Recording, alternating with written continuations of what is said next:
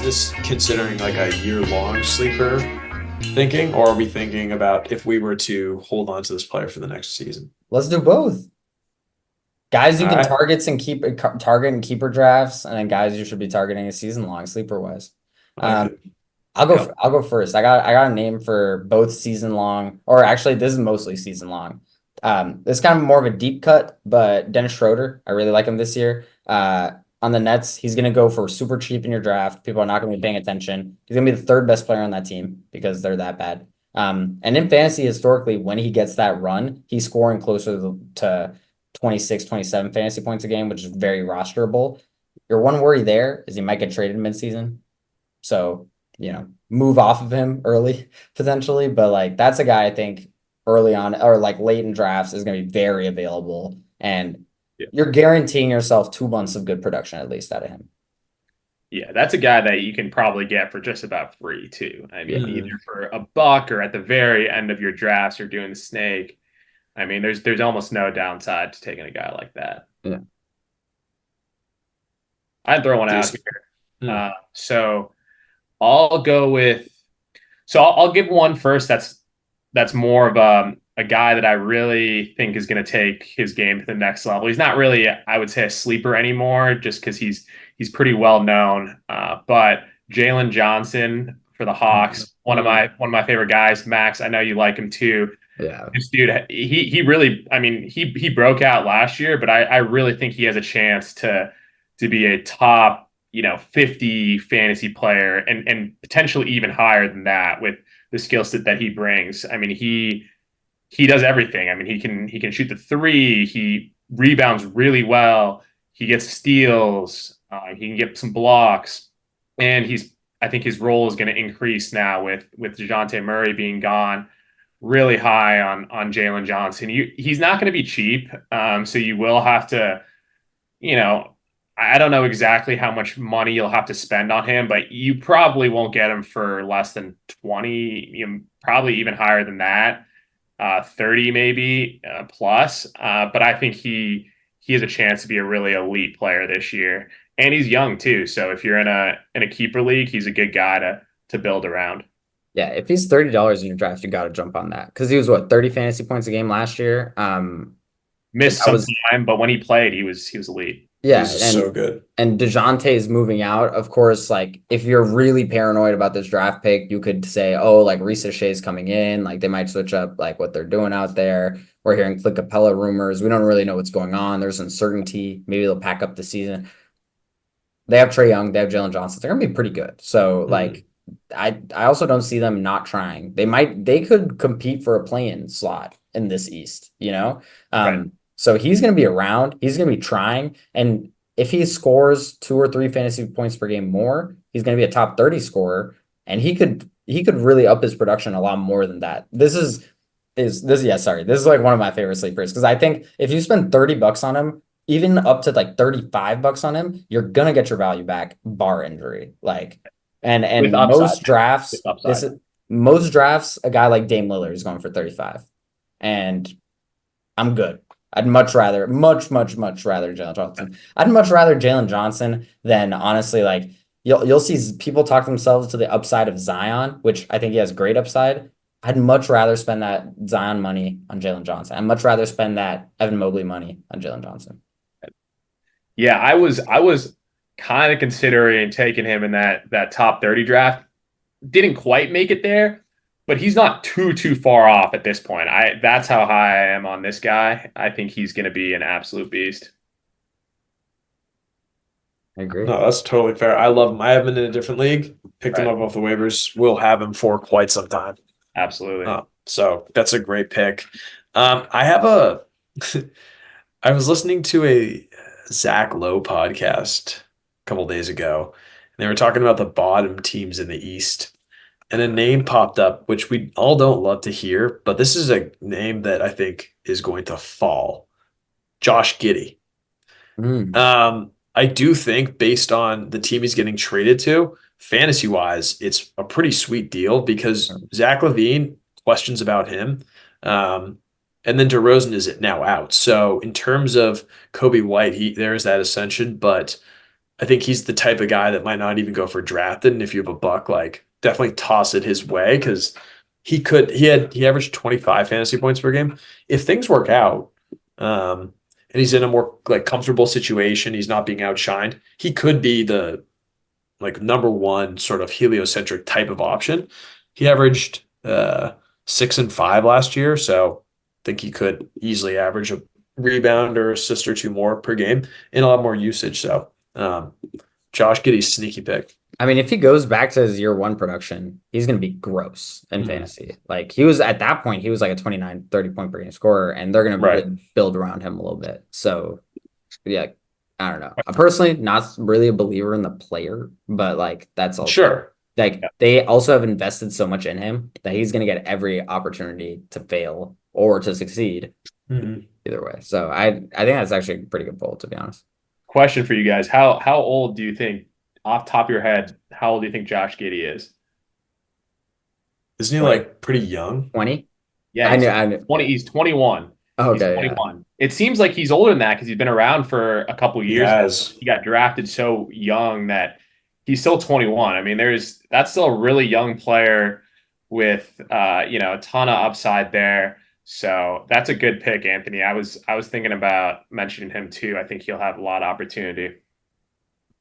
He's younger than some guys that are getting drafted. I mean, It's a great point. And for a keeper league, I mean, you could probably draft him for like $10 or less. Yeah. And like if he's a 25 plus per game scorer, now it's a guy you can trade. Now it's a guy you can keep, you know. Yeah. Are we just going in a circle? I got another one. Go ahead. Send it. This is kind of a sneakier one. This is season long, not really keeper. This is a guy that I've been kind of thinking and kind of seeing not a lot of rumors or not a lot of excitement about. And he did fly under the radar pretty aggressively last year, but this is Desmond Bane. He was a top 50 fantasy scorer last year. People tend to forget. He was really good, like just eye test wise. 24 a game, 40% from three, 46% from the field. But these are not things he can't replicate, as seen by the year before. His efficiency was just better. So his minutes went up a lot, his usage went up, and I think his minutes will stay the same, and his usage will go down. So I actually think he has a chance to be the same player, if not even a little bit better. And I don't think he'll get a lot of shine in drafts. This is, again, season long. I think keeper wise, he doesn't have upside keeper wise. This is a one-dimensional player. This is a guy who's going to score. He's going to have 5 assists at his peak, 5 rebounds at his peak, and you're just hoping for 25 points per game, right? So keeper wise, don't love that. But in season long, I do think this guy is going to fly under the radar. He's also relatively healthy usually. Like when he plays, like last season, he kind of packed it up at some point, but you know, I don't know, relatively consistent player, big fan of him, both in fantasy and not in fantasy. But I think for the sake of season long, I think he's a really good option. For keeper, this is another Grizzlies related thing. I'm on a Grizzlies kick lately, but I think Zach Edey could fall in drafts. He's just gonna slot. He's gonna play 25 minutes a game on day one.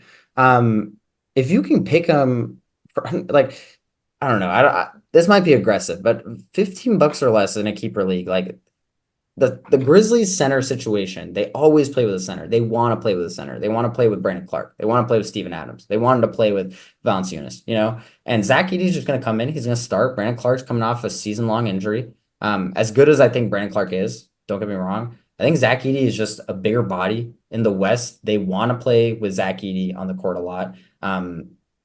If he plays 25 minutes a game as a rookie, he's going to score 25 plus in fantasy just because he's not going to shoot the ball. He's going to get blocks and he's going to get rebounds.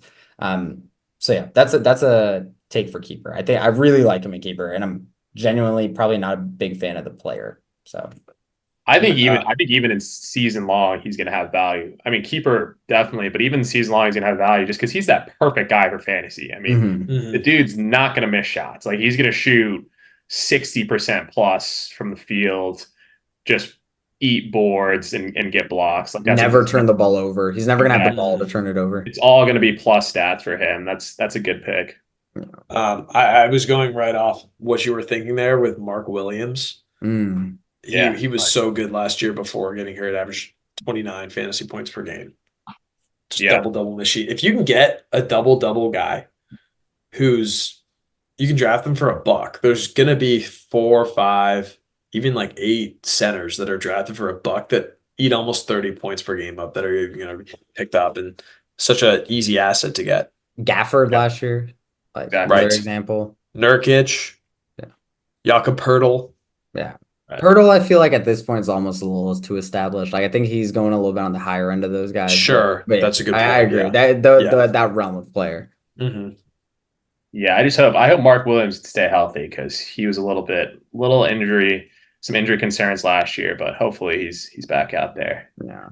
All right, I got one more polarizing figure, but I actually am a believer in this guy for this year. And potentially even keeper is RJ Barrett, Ooh.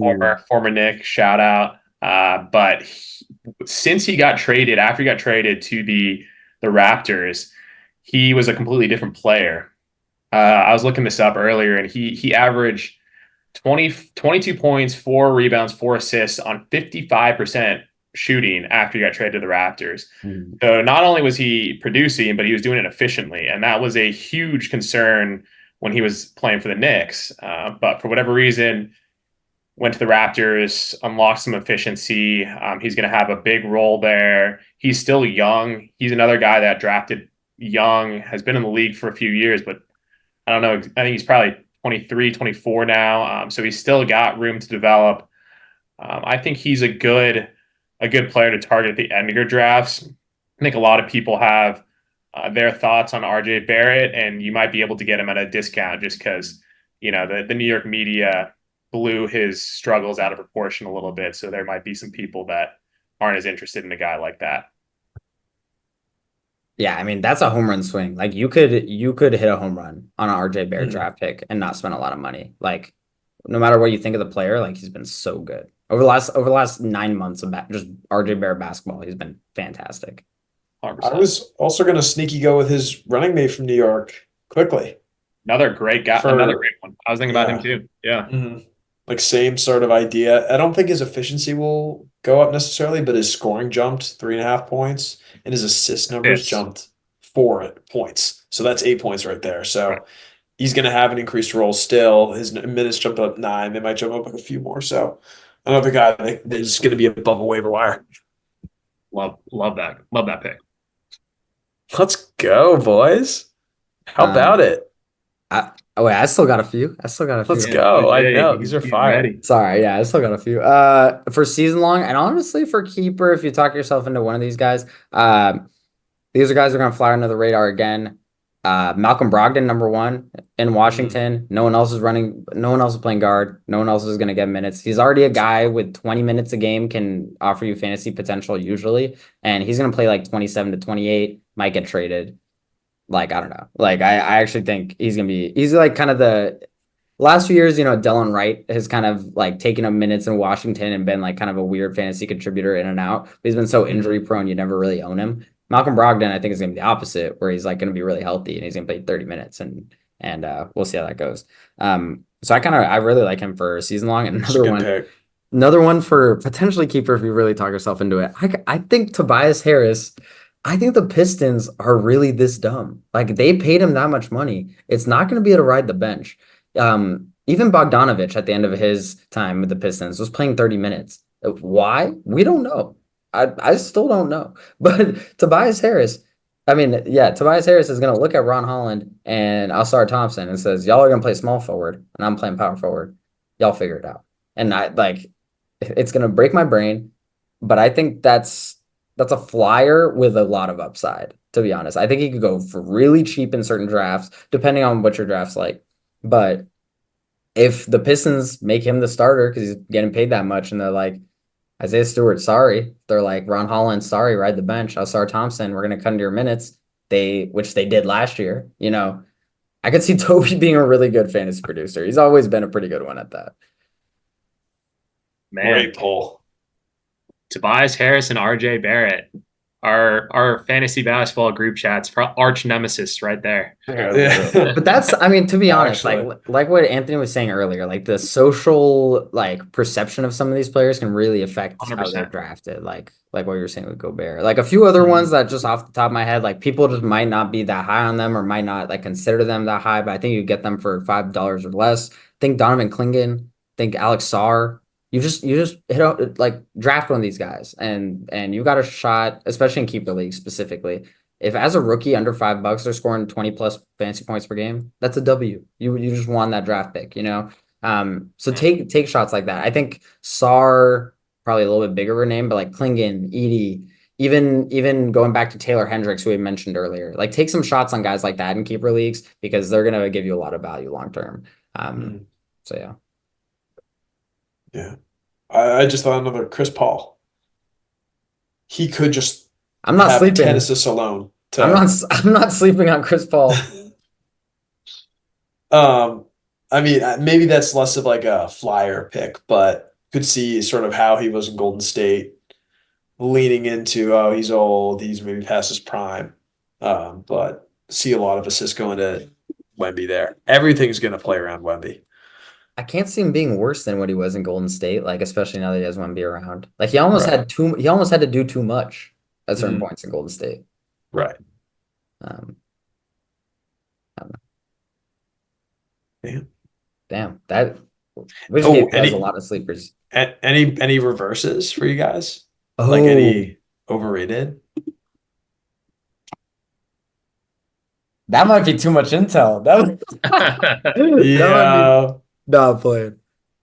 That's so real. Because that's a strategy I will say that I do right now is if there's a player I think is going to be heavily bidded, I will put him down early when people are still throwing money That's and just have actually a you great. waste. That's a great call. I do that all the time too. Like I threw Mm. down Wemby in our league really early last year. Yeah. And I think it goes both ways. I think it's also like early in the draft. If you have a guy you've really focused on that you're like, man, I think maybe I could get him for $1 or $2, and he's like a $6 player. If you feel that way really specifically about someone, Right. first round, I'm not opposed to someone throwing out Zach Edey and just Right. seeing, Yeah. can I get him for $3? Like, Yeah, Mm. that's a good strategy. I'm trying to think. One guy that I'm not high on. Just throw out a guy that I don't necessarily know if I'd say do not draft, but I'm certainly not high on him relative where you would need to draft him or how much you would need to pay for him. Is Austin Reeves. I just think that his game isn't super fantasy friendly. He's kind of one of those opposite guys to RJ or Tobias Harris, where for whatever reason people love Austin Reeves, and I just don't think he's great for fantasy. There's a ton of other playmakers, ball hunters on that team. He doesn't really produce on the defensive end, and he's not super expensive, but you're not going to be able to get him for $1 or $2 at the end of your draft either. Mm. No, that's real. Like I'd rather take like a Josh Giddey any day of the week over him. And they're probably going around the same price, around the same area in your draft, and I'd just much rather have it, a guy like Josh Giddey or someone like that. Yeah. I think that's a really good point. I kind of, when I think of guys who are going to go downturn, it's like, I also think of like situations I want to stay away from. Like, I don't know about y'all, but like Portland, I know I just mentioned them with Klingon. I don't want any of their bigs. I know Aiden scored 30 fantasy points a game last year. It was really good. I just don't want any of their bigs. I don't know if Rob Will's going to come back. I don't know if Aiden's going to play. I don't know if Klingon's going to play. I don't want to touch that situation. Honestly, Dallas, I feel relatively similarly about. I think those guys, depending on the value, those guys might be a little bit overvalued at this point, both Gafford and Lively. Like just because I might not necessarily know night to night, but also by the end of the season, I don't know which of the two is going to end up being better in fantasy. Right. So that's kind of the thing I think about. I take that with yours, but to a bigger scale, I feel like somebody always overbids on Karl Anthony Towns consistently. And he didn't even he averaged a hair under 30 points per game last year as a center. That has been me in the past. I will be the first one to admit that. Oh, that was not a shot at you, Jace. No, it's totally fair, but He for whatever reason, in theory, he produces threes, blocks, rebounds, but then I think he gets overvalued a little bit. He used to be like a top 10 guy or top 15 guy. The production just isn't there at this stage of his career. 100%. I totally agree. But the thing is, to be fair, also you are kind of guaranteed a certain level of production. Like Yeah. Towns plays a lot. Like that's also why he continues to go this high, like every single season. Like you kind of know what you're getting. Um, I don't know. Guys I'm down on also, DeRozan and Jrue. Those are two guys. DeRozan, for a different reason, he's changing scenarios. He's always been really, really good in fantasy, always been a value pick. Always really enjoyed him. But I mean, if that team is gonna be good, he's not doing as well as he's been doing, which inherently is a little bit difficult for me to get over. Because he has a lot of value. I mean, he should go for 30 in your draft if people are locked in. Like he is that type of scorer. He is gonna score 27 plus a game this year in fantasy, in my opinion. He's not gonna be at 32 like he's been the last few years. Jrue's different reason. I just think Jrue's a little older. They're really good.